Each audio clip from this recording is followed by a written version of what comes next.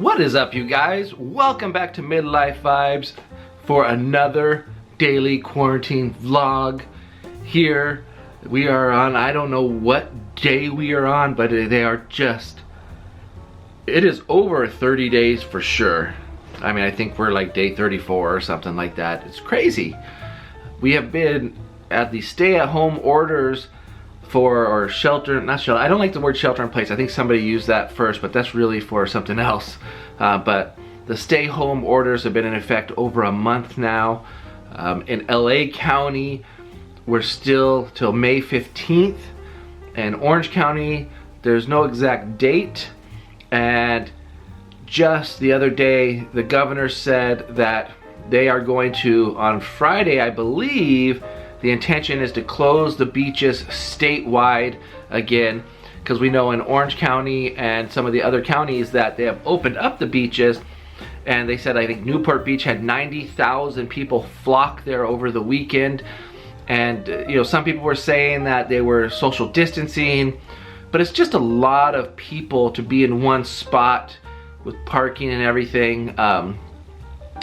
I don't think it's a very good practice. I know we need to be outside exercising and getting the sun and just for our mental health, that it's important that we do get outside and not just sit in our rooms and do nothing. You have to stay active. You need to keep this right here stimulated with stuff. You know, like today I plan on building some shelves to put up on our backdrop.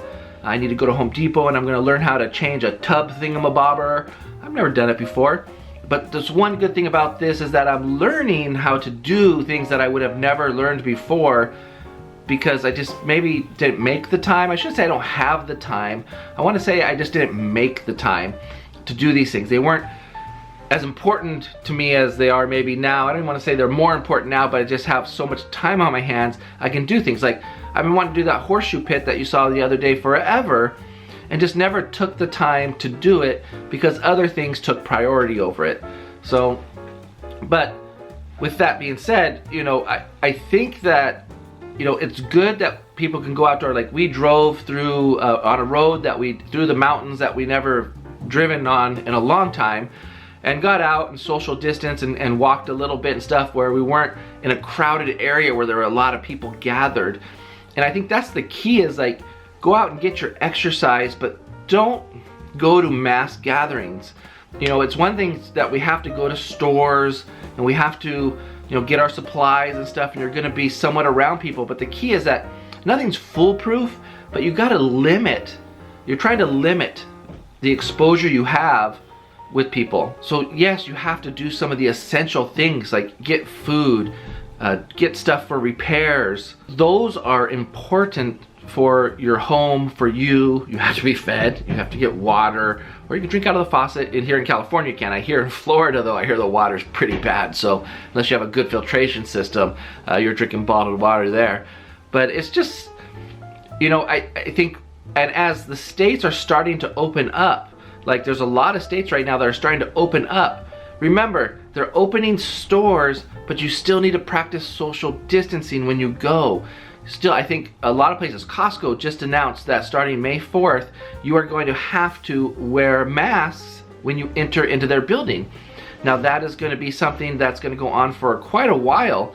So remember, even though things are opening up, we still need to practice social distancing. You know, restaurants might open up, but they might be at 50% capacity, so that way people are sitting farther away from each other. Now it's going to be interesting to see how they operate, because you obviously can't wear a face mask while you're eating dinner, lunch, or whatever you're doing. So that'll be interesting. I'm concerned about bars and stuff, because bars are usually small and you're in close quarters, you're drinking, so then you kind of forget about these social distancing rules, and then you start hugging your buddies and, you know, all these things, and it's like, no, man, we gotta be careful.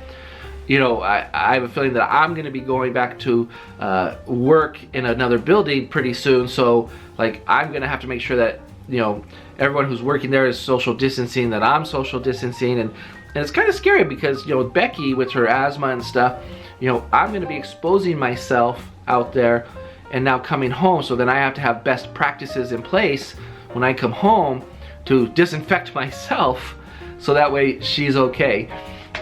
You know, so it's just going to be interesting to see how this progresses throughout the next few months, I should say, especially this next month. The month of May is going to be a very, very interesting month for all of us, I think, because some more stores are starting to open up, more states are starting to open up, and I'm kind of glad I'm in California where we don't have to be that experiment where other states, as they open up, to see how people react to the new way of shopping, of going out in public, going to the movies. It's just going to be a whole different culture for us, you know, wearing masks, doing things like that. I think it's going to be interesting to see what happens, and will there be spikes, or will proper social distancing keep this flat and going down, get the curve to go down. I mean, that's what we're hoping, because we really, I'll be honest with you, I've never wanted to go to work so bad in my life. Like, if I could become a millionaire and didn't have to work, it would be great, because they're not in this situation because you're stuck at home, but if you have a lot of things to do, you can explore the world, explore the country, you know, get out and do all these things. But when you're just stuck at home, it's rough, and it does wear on you. Even though you find things to do, it's a little rough. Like, you know, just doing the same stuff over and over. And I know it's different stuff, but you know, we've pretty much been confined to the homestead here, front yard, backyard. We take walks around the community, and then we go to the store when we have to. But that's really it. There's not a lot of adventure that we are doing right now, and to me, it's rough. You know, we like to go out and experience things, new foods, new places. There's a lot of things out there, but we can't do that because of the rules in place. And we understand that we have to be here, but it's just one of those things it's starting to, you get that cabin fever, I guess you could say. And that's kind of the feeling that I'm getting a little bit here, just being real with you guys, that like I feel like I interact with the same exact people every day, and that's what I'm doing, which is my family unit here, which is good. I mean, we've had some good times together here as a family, but I think you need that social interaction with other people. You know, luckily Becky's been selling masks, and we've had some people who drive by and pick up, and had some interaction with them, as far as not close interaction, 6-foot rule, right? But just some conversations, but that's far and few. I really miss the conversations that I get to have with co-workers, with friends, and different people, in-person interactions. And it's really weird too, like I was talking about on the live stream the other day, like even your in-person interactions right now, you're wearing a mask, so you don't get to see those expressions on people's faces. So it's almost like an expressionless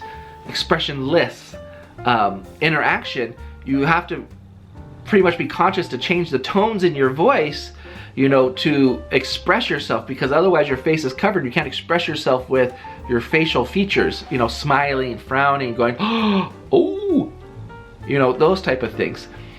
So it's an interesting time, and I just wanted to get on here and just talk with you guys one-on-one, and just really just say how, you know, we're doing good here. We're doing so much better than I ever thought we would do with the kids and us, and being able to help Chanel with her homework and doing all those things. But that being said, I do want to get out. I want to explore. I want to work again. I want to, there's something about those accomplishments, and don't get me wrong, I've done some things here that, you know, like taking apart a drain underneath a sink. I've never done that before. That was crazy for me to do. Some of you guys, that's just like, oh, that's easy stuff. Well, to me, that's something totally new and exciting. And then there's the bathroom in the hallway, is the tub. I need to take out the little thing and replace it and do some more stuff there, which I've never done before, but I'm kind of excited to do those things. But with that being said, you know, it's still in the house, you know, so I was even thinking, you know, what if we got bikes to ride around? But I'm just trying to think, how can we get out and still social distance properly? I think we're gonna wait till, you know, restrictions really ease up in the county and the state, and then follow those guidelines, and then still practice good social distancing guidelines by hand washing, wearing masks, doing those type of things. We'll see, man. It's a weird time, and I just want to caution everybody out there that just because things open up, remember, this is going to go on for many, many months as far as our behaviors that have to change. It is not back to the norm. You're going to just go and just be in big public places. And even speaking of that, like, there's all these things like, oh, Disneyland, Disney World, they're not going to open until 2021. You know, that was just some expert talking. That wasn't those corporations. And then recently, Florida has a panel that is working on how can they open up theme parks, not just Disneyland, but theme parks in general. So they were talking about like different phases. Like phase 1 would be we open up theme parks allowed to open up at 50% capacity. So if they're normally allowed to have 60,000 people in, they can have 30,000 people in. But there's caveats to this there where they have to have touchless hand sanitizers at the entrance and exits of every ride. They have to have cleaning crews constantly cleaning handrails and different things and wiping things down. All employees would have to wear masks. So there's all these things that are going on. People took that as Disneyland's opening up. No, that was a panel that Florida, the government has created, or Orlando or somewhere the government has created to see what they can come up with, some guidelines that they want for the theme parks to follow. Now, don't get me wrong, these theme parks, trust me, they're not being very vocal right now, but they are behind the scenes coming up with strict protocols of what is going to have to happen as they open their doors to the public.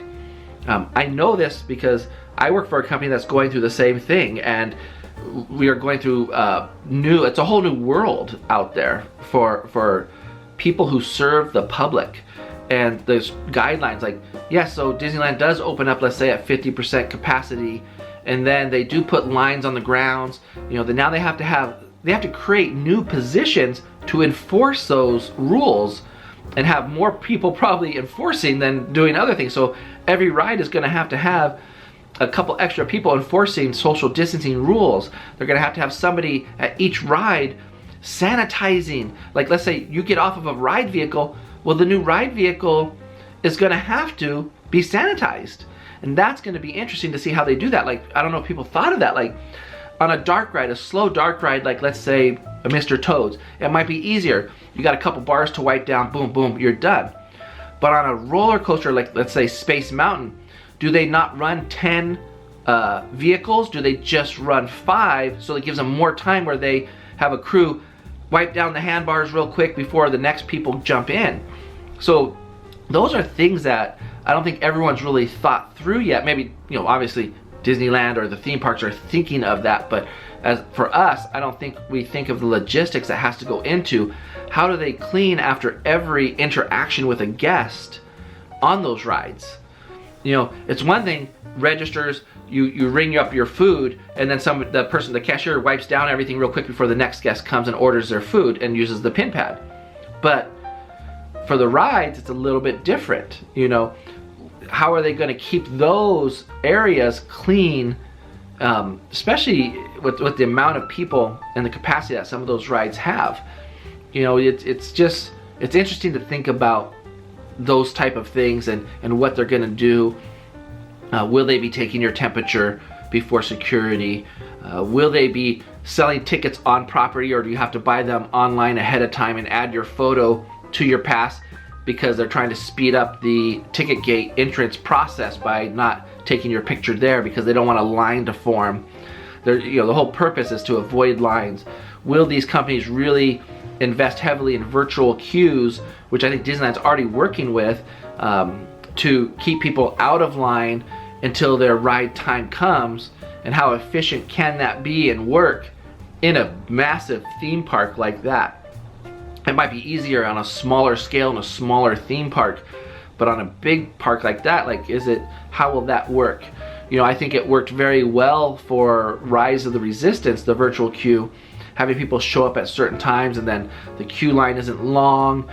You know, then again, how do pre-shows work on these rides that the theme parks have? Like, have you thought of that? Like, so when you go on to Guardians of the Galaxy and you have the pre-show and you're in the office of the collector, you know, how do they do that? Do they now limit the amount of people? Do they have markings like X's on the floor 6 feet apart?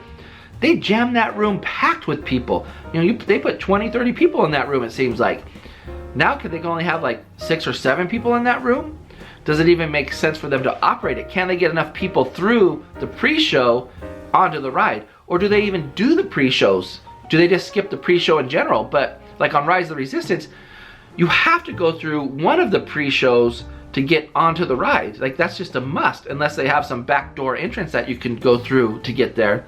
But I don't see how they can do that. So that's kind of my talk for the day, I guess you could say. Leave me a comment down below of what you think the parks are gonna do to get people in, what you think life is gonna be like after the stay-at-home orders are lifted. I'm really curious to talk with you guys in the upcoming weeks as states, this upcoming weekend, states are lifting their stay-at-home orders. They're actually opening up certain businesses, and they're gonna be practicing social distancing.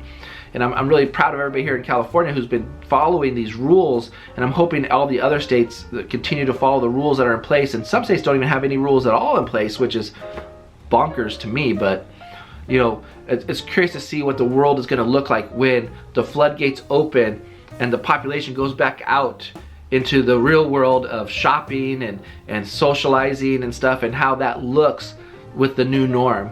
Let me know in the comments down below what you think. I want to thank you guys for watching this video and spending this time with me.